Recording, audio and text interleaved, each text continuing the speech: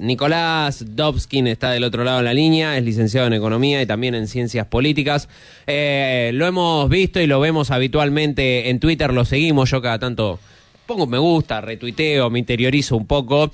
Y entre las cosas que planteaba ayer, entre conferencia y conferencia, entre que esperábamos que hablara el presidente, Nicolás planteaba que la devaluación era inevitable y la suma de golpes políticos coronada con el dato de inflación de ayer obligó políticamente a esconder esa devaluación en una apertura del cepo que no es total. Por eso mucha gente medio que se pone vergonzosa, tienen mucha facilidad para identificar devaluaciones de otros sistemas políticos, pero ahora que le toca al presidente, que Caputo hace una semana había dicho que no devaluaba, le cuesta un poco más. Nicolás, buen día, ¿cómo estás? Joaquín Baridón, Anabela Tarabelli te saludan, esto es Hoy También en la Brújula 24. ¿Qué tal? ¿Cómo están? Buen día. Buen día. Bueno, no sé si te vamos a sacar mucho tiempo o si vas a tener el tiempo para explicarnos, pero yo tengo más dudas que ayer. La primera es lo que planteábamos con Anabela. Al margen de que nosotros entendemos claramente que va a haber devaluación, y esa devaluación dependerá de cuánto se mueva el dólar el lunes por encima de lo que estaba hoy el oficial. ¿Hasta ahí estamos bien? Sí. Bien. Después de eso, las bandas, ¿cómo se van a controlar que no lo terminamos de entender? Lo que dice el acuerdo en principio, una cosa, está el texto del acuerdo con el Fondo Monetario y también está el texto de la resolución del Banco Central. Son los documentos que tenemos, que no dicen exactamente lo mismo, pero bueno, están bastante alineados. La idea es que el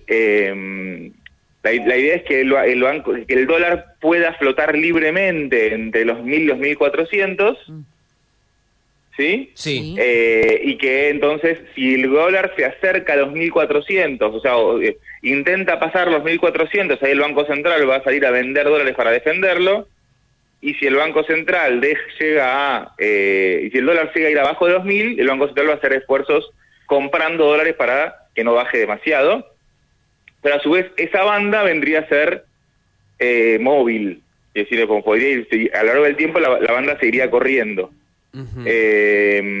Y a su vez el texto explicita que igual está permitido que el Banco Central intervenga dentro de la banda, pero no está obligado a hacerlo.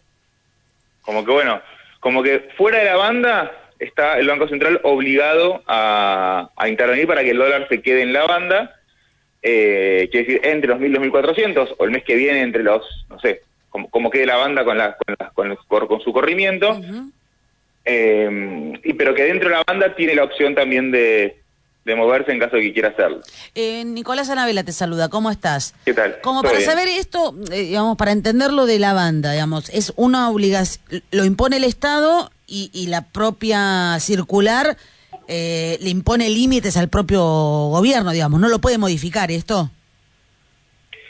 Es que en realidad es el acuerdo con el Fondo Monetario, digo, o sea, el acuerdo con el Fondo Monetario establece ese régimen, entonces el gobierno estaría obligado a hacerlo. Okay. No hay ningún mecanismo de que te vengan a buscar si no lo cumplís, pero estaría violando el acuerdo. Pensemos que el Fondo Monetario, los planes de crédito del Fondo Monetario son planes donde la plata te la dan en cuentagotas, esta vez no tanto porque hay un pago inicial muy importante, pero en general los pagos siguientes del Fondo Monetario están condicionados a que se cumplan con el acuerdo. O sea, que Argentina vaya cumpliendo las metas que están en el acuerdo. Si no cumplís las metas, no te pagan lo que sigue, y esa es la forma que tiene el fondo de asegurarse de que se cumpla lo que está pidiendo. Entonces, digo, si vos no cumplís con las metas, entonces el fondo puede no darte la plata para el próximo desembolso, que van a ser, a partir del 26, van a ser creo que 2 veces por año, cada 6 meses, y que esos desembolsos dependen de que Argentina cumpla con las metas, cosa que ya viene siendo así, porque Argentina sigue estando bajo acuerdo con el Fondo Monetario desde el año 2018. Pero bueno, en principio ese es el régimen propuesto, digamos, nada indica que no se vaya a modificar, y sobre todo ninguna certeza hay respecto de cuál va a ser el efectivo movimiento que haya dentro de las bandas. Porque es una banda bastante amplia, es una banda que tiene una brecha del 40% entre sus puntas. No es lo mismo un dólar a 1.000 que un dólar a 1.400, con lo cual no podría decir que el gobierno le dé lo mismo que el dólar esté a 1.000 o a 1.400. Como la banda es muy amplia, es esperable que haya mecanismos de intervención en el medio, porque el gobierno sabe que es importante que el dólar no se el dólar se comporte de cierta forma. Por eso la visita también de la figura del fondo que llega el lunes, ¿no? Ayer una persona... No, el que llega no es el figura del fondo, el que llega es el secretario del Tesoro de Estados Unidos. Perdón, el secretario del Tesoro de Estados Unidos, me equivoqué yo. Sí. Una persona vinculada a la política ayer, preocupada por esta situación, lo que decía es, bueno, ya tienen la experiencia del macrismo con Caputo. Sí. Siempre se plantea que al fondo no le conviene que las cosas salgan mal. Yo tengo la teoría conspirativa que me parece que casi siempre le conviene que salgan mal, más que nada en los países en subdesarrollo, pero también con este desembolso le tienen que garantizar a Milei llegar competitivo a las elecciones. Por eso también esta visita me da la sensación. Mira, yo no sé, pero tampoco sé cuánto incide en esto. Yo lo que creo es que si hay una cuestión de esta visita o ese tipo de acompañamientos, tienen que ver con que claramente la plata del fondo no alcanza para esto que están haciendo, y como la plata esta no alcanza, necesitan otros fondos. Entonces habla de plata del Banco Mundial, de redirigir préstamos del BIDO de la CAF, que suelen ser préstamos que suelen estar, son banca de desarrollo, suelen estar orientados a infraestructura o a programas de política económica concreta, y como que pasar a libre disponibilidad la plata la CAF puso plata, la Cooperación Argentina de Fomento pone plata para repavitar una ruta y quedarse con ese crédito para libre disponibilidad para uso de reservas, ese tipo de cosas.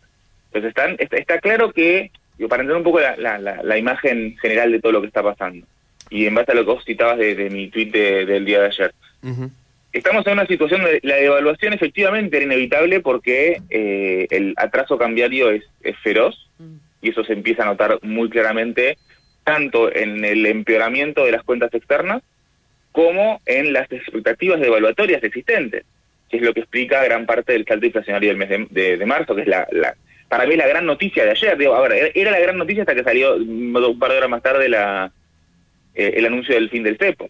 Pero claramente la noticia económica hasta las 5:30 de la tarde era el dato de inflación de marzo de 3,7%, que es mucho más alto que el de marzo, un salto muy importante. La pregunta es ¿por qué se da ese salto? Para mí la explicación lógica es porque efectivamente hay un ruido devaluatorio que creció mucho, y entonces hay muchos adelantos, se adelantan expectativas devaluatorias, y entonces se adelantan, los contratos se empiezan a renegociar a precios más altos, y eso tiene un efecto inflacionario más allá de las cuestiones estacionales con la educación y todo eso que tiene un ruido importante, pero en particular alimentos tuvo un salto muy grande vinculado a esto, y que entonces esta devaluación se volvía inevitable, y esto explica por qué el gobierno perdió 8.000 millones de dólares de reservas en los últimos 4 meses. Sí, Nicolás, y respecto de los alimentos, digamos, en marzo cierra con esta inflación. El lunes, ¿qué esperamos? Digo, porque el 80% de la población lo que está... seguramente ¿Qué? Es que la inflación de abril arranque con 4 o 5. Ajá. Digo, y sí, porque si vos, sobre la base de un 3,7 que tenías de marzo, de los cuales alimentos es casi 6, es un montón. Digo, ponele que estacionales tiene un movimiento distinto, porque ahí depende, alimento estacional depende mucho de cómo ve la cosecha y de qué productos sean, digo, eso. Cerró en 3,7 sin devaluación. ¿A cuánto vas a cerrar en abril, 3,7 pues sin devaluar nada. Entonces, si sin devaluar nada 3,7, sobre ese 3,7 se monta una devaluación, que el lunes veremos de cuánto es, pero supongamos que sea una devaluación moderada, ¿sí? Supongamos que no se vaya al tope de la banda. Yo no creo que sea el tope de la banda de una, digamos, pero supongamos que no sea el tope de la banda y el dólar y cierra más o menos cerca de donde estuvo el dólar paralelo el último mes, cerca de los 1.300, que es más o menos donde estaba el dólar financiero en promedio, sacando la última suba. Bueno, es una suba de más de 25%, entre 20 y 25% del tipo de cambio de un saque. Ese 20-25%, si trasladara, es difícil hacer la cuenta, pero si trasladáramos el efecto de lo que fue en diciembre, el efecto devaluatorio, que fue una devaluación, un aumento del 120, y la inflación fue el 25, o sea que en este momento básicamente en un solo mes se trasladó más o menos un 20% de la devaluación. Bueno, si en diciembre la cuenta es muy de... Y llegaste hasta junio. No importa, pero digo, si en diciembre del 23 la devaluación se trasladó en un 20% a precios de forma directa, bueno, si hacemos la misma cuenta y tenemos un 20% de inflación ahora, el 20% de 20 es 4, o sea, tenemos un traslado de 4% solo repitiendo ese comportamiento. Y Nicolás, una pregunta de alumno acá, Joaquín, en el fondo de la clase. Si tuvimos 3.7 en marzo y 5. se puede llegar a trasladar entre 4,5 y 5, del 20 de la devaluación se puede trasladar a precios entre 4 y 5. ¿Los sumamos? Digo, ¿el piso es 3.7 más 5? ¿O sube Bueno, a 5? el tema es que obviamente, no, sí, bueno, para decir, en principio, ahí eso sería un adicional por sobre lo que ya viene habiendo, pero claro, obviamente es una especulación sobre la base de una condición que no es la misma que la que había la vez pasada, y aparte digo, la evaluación de diciembre del 23 se fue hubo un 20% de lo que ahorita llamamos pass-through, que es como lo que pasa directo de evaluación a precios, el primer mes, pero después siguió pasando. Sí, claro. Entonces, tú dices 19% de inflación en enero, 13% en febrero.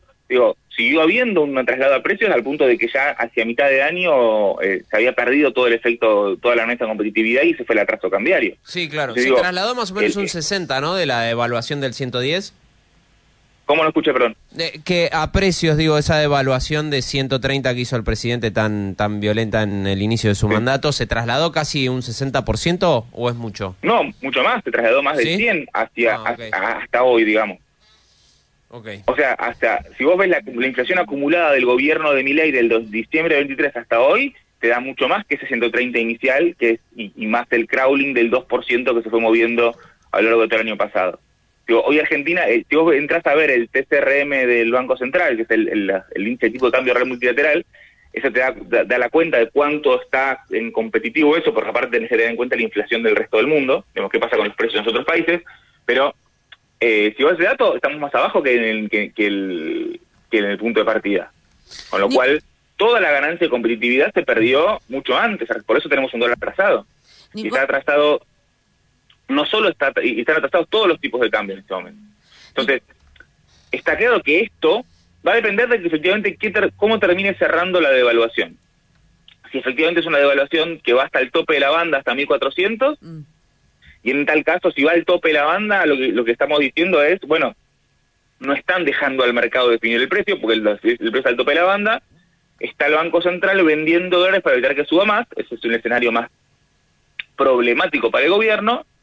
Si no, está el escenario menos problemático, que es que el dólar se mueva poco, se mueva un poquito dentro del espacio que tiene, y entonces que haya una flotación intermedia. El ejemplo que tenemos para comparar, que el contexto es muy diferente, pero ese ejemplo es el de cuando se levantó el cepo en 2015, que fue inmediatamente y de forma mucho más grande que lo que hicieron ahora. Porque ahora hay muchas más restricciones que siguen vigentes.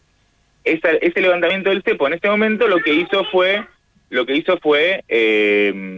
el dólar oficial estaba en 10 pesos, el dólar blue estaba en 16, el levantamiento del cepo saltó primero a 15, después se acomodó más bien cerca de 14. Quiero decir, no es que, si bien es cierto que tuvo es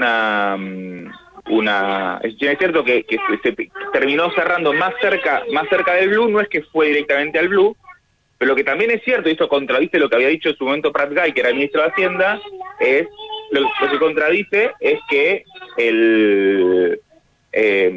los precios no suban eso. ¿Se acuerdan que Prat Gai había dicho los precios ya están al blue y entonces no van a subir, no van a tener ningún efecto? Se fijan, por alguna razón extraña, en la conferencia de prensa de ayer, Caputo omitió cualquier referencia a lo que había pasado con los precios. No dijo nada de la suba de la inflación.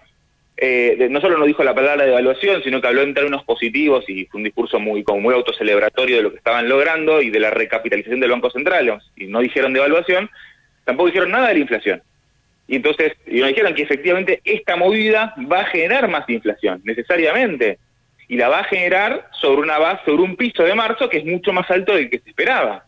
Nicolás, lo cual da cuenta de un problema importante que tiene el gobierno. Por eso te iba a decir, claro. Porque no es que, me parece que tampoco hay que dejar de ver el año que estamos transitando, que es de elecciones. Es que para mí el problema es justamente que la decisión del gobierno de salir del cepo ahora, más allá de cuáles sean las condiciones del Fondo Monetario, que no sabemos hasta qué punto el Fondo Monetario obligó a salir del cepo ahora o simplemente obligaba a devaluar y en todo caso la salida del cepo podía ser un proceso más gradual.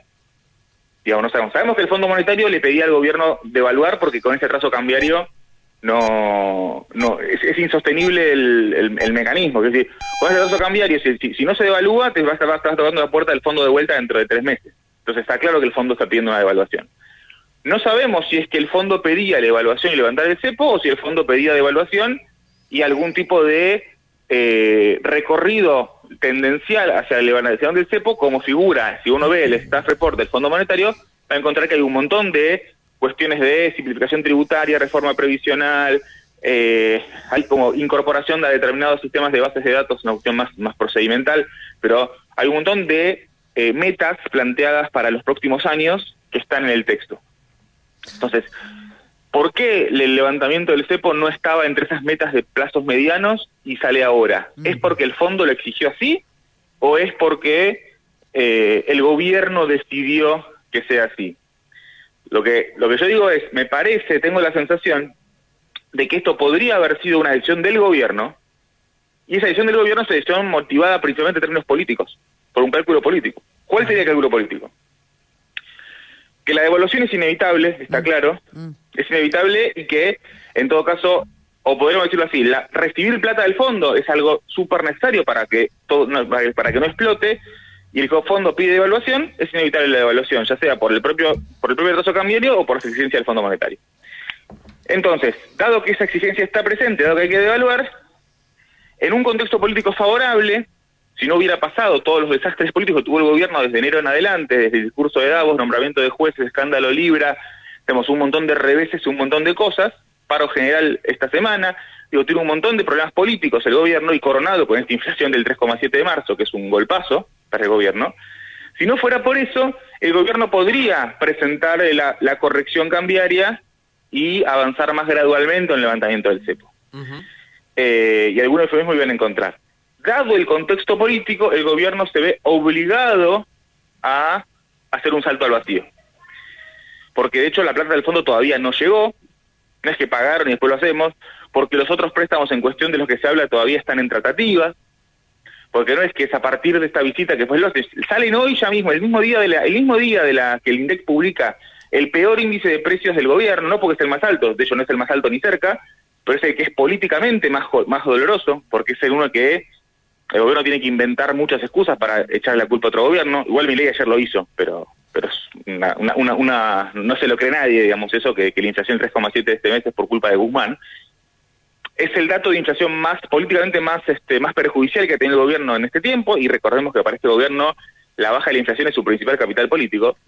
Entonces, que el mismo día salgan con el anuncio, y sobre todo que es un anuncio de levantamiento del cepo, a mí me da a entender, o menos, que está claro que se trata de una medida, de un salto al vacío político, motivada por cuestiones políticas, donde el gobierno de alguna manera especula con que, o sabe que era insostenible el esquema anterior, que devaluar sin hacer nada más, lo que iba a hacer simplemente era patear un poco para adelante algunos problemas, con el buen levantamiento, con la devaluación con su inflación correspondiente, que de esta manera el gobierno se salta a la vacío. ¿Qué quiere decir? Es, bueno, empezamos de cero con un nuevo régimen económico, te invito a jugar de vuelta al carry trade, invito a una nueva bicicleta, a un carry trade, a una bicicleta que ahora no tiene cepo. Entonces, el espaldarazo de confianza con el que el gobierno cuenta, que es la visita del secretario del Tesoro, que son los préstamos adicionales, que todo este montaña de dólares sobre el cual el gobierno está pidiendo, es el respaldo con el cual el gobierno propone una nueva bicicleta financiera. Fíjese que el gobierno no dijo nada del cambio de tasas de interés, las tasas de interés siguen estando bastante altas. Sí, pero todos dicen que el 1%. Todos dicen que las van a tocar, Nicolás, indefectiblemente. No, están diciendo que las podrían llegar a subir. Por eso, las van a tocar para arriba. Bueno, ahora, si vos vas a tocar para arriba y vos tenés la banda, se mueve el 1%, dice el acuerdo. Sí. Una banda que se mueve el 1% para arriba quiere decir que en el peor de los casos, si estás arriba en la banda, estás en 1400, te vas a mover al mismo ritmo que el crawling de ahora. Pero con un cambio libre, o sea, con libre entrada y salida de esos dólares. Si vos estás pagando una tasa del 3% anual, 3% mensual, contra 1% que se mueve la banda, tenés un 2% de ganancia garantizada. Garantizada por el propio esquema monetario. Esa es la bicicleta. Lo que estoy diciendo es, esta bicicleta, en la medida en que la banda se sostenga, es una bicicleta mucho más atractiva. Ya no es más el triciclo que teníamos el año pasado con la bicicleta con cepo, con restricciones, sin acceso a mercados internacionales de deuda, etc. Si el gobierno consigue esta espalda, digo, con la espalda del blanqueo armaron el triciclo, que es lo que les permitió tener su veranito. Con la espalda de todo esto que están pidiendo ahora, la apuesta claramente es armar una bici mucho más grande, una bicicleta mucho más poderosa, que le permita, pensando bien en términos de lo que plantea el gobierno, hacer un puente financiero hasta que la transformación productiva que están proponiendo empiece a rendir sus frutos, básicamente en términos de RIGI, de hidrocarburos... Claro, que venga alguien y la ponga toda en el RIGI con la garantía que no le pudo dar ni el kirchnerismo ni el macrismo, que tiene que ver con la salida de las utilidades a las empresas, porque nunca les dio la base monetaria real en dólares que tenían para poder devolverles esas utilidades. Bueno, lo que digo es, hasta que pase, como que la especulación del gobierno, hasta que, si uno piensa bien del gobierno, hasta que pase eso, necesitamos un puente donde la estabilidad cambiaria esté garantizada por un mecanismo de endeudamiento que es la que le garantiza la bicicleta. Si uno piensa mal, dice, la bicicleta son los amigos de Caputo y se la van a llevar en pala con este nuevo esquema de endeudamiento y fuga. Sí. Y uno puede pensarla... Uno le ve la cara a Caputo y no puede pensar otra cosa. ¿Qué es? No, está bien, uno ya lo conoce, pero digo, quiero decir, yo como analista digo, tengo que pensar todas las variables, tengo que pensar desde cómo lo están pensando ellos y cómo lo están justificando ellos y cómo es lo que uno, más allá de que uno piense, digo, y de salir de, bueno, son todos chorros y entonces están buscando la forma de robar más. Digo, más allá de salir de esa simpleza. No, entonces, claro, sí, porque con esa simpleza después se analiza del otro lado, yo no. Por eso yo quiero sumarme en esa. esa. Y lo que digo en ese hilo de Twitter que vos citaste, yo digo, acá se abren dos opciones y la gran pregunta es, esta plata del fondo, ¿qué rol va a jugar? Si va a jugar el rol que jugó en 2018 o que fue el blindaje del 2000 con De la Rúa, que es una plata que viene para garantizar la fuga. O sea, quiere decir que viene para que se desarmen las deudas existentes y se desarme toda la bola de, en este caso, LECAPS y Bopreales y todas las deudas que hay dando vueltas.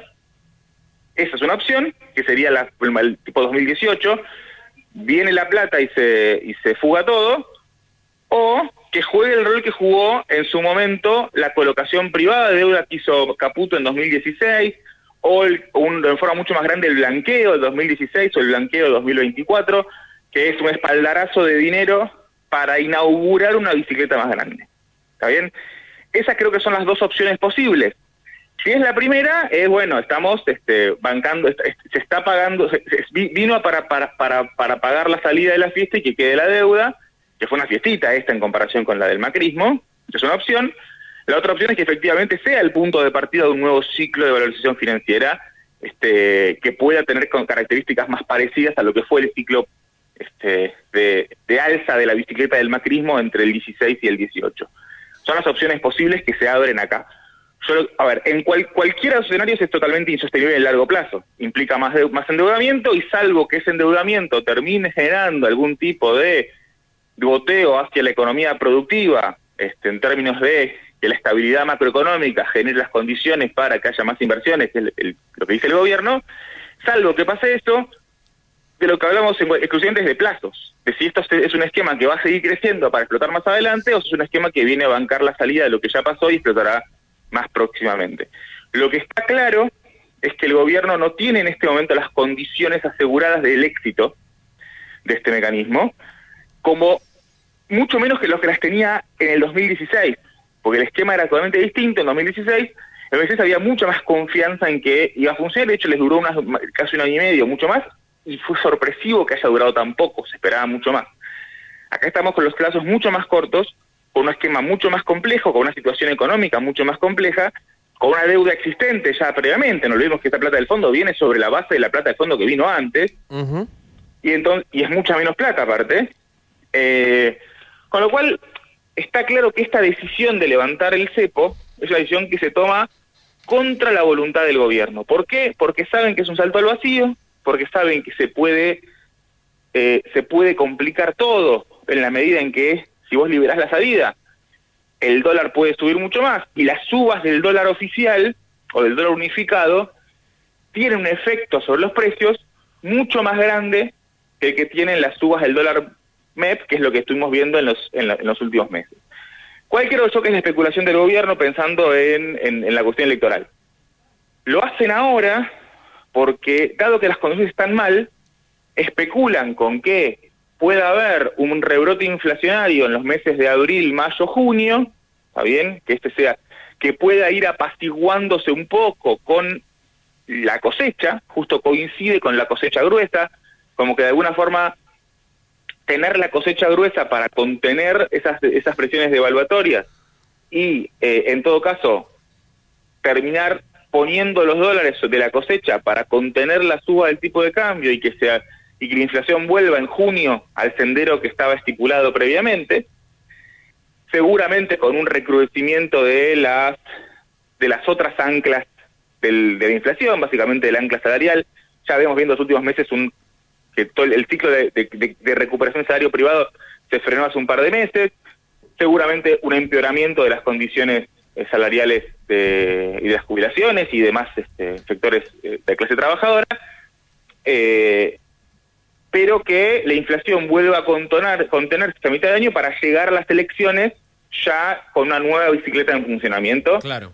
Es la especulación que tengo yo y por eso lo hacen ahora, porque saben que la cosa se va a complicar un poco más en los próximos meses, que es cuando hay un poco más de poder de fuego por el lado de las exportaciones, porque está la cosecha gruesa, sobre todo de la soja. Nicolás... Esa es la especulación que yo hago. Ahora, que le salga bien o no, no sé, para mí está claro y se nota en el discurso de Milei de ayer a la noche, digamos, después de Caputo, que es el primer discurso conciliador que tiene Milei desde que, por lo menos, no solo que es presidente, desde que es conocido. O sea, la primera vez que Milei hace un discurso conciliador y llamando a cierta unidad. Si uno ve a Milei, el día del 3,7 de inflación y el día de salida del cepo, después del discurso de Caputo autocelebratorio, viene Milei y llama a la unidad nacional, está claro que está asustadísimo. Está claro que sabe que están pegando un salto al vacío y que pueden terminar mal y que necesitan, de alguna forma, recomponer lazos políticos para navegar ese posible fracaso económico que para muchos no es una pregunta sobre si va a fracasar o no, sino la pregunta siguiente es cuándo va a suceder eso. Nicolás, gracias por la explicación y por poder charlar de este tema un rato hoy a la mañana. Muchas gracias, que tenga un fin de semana.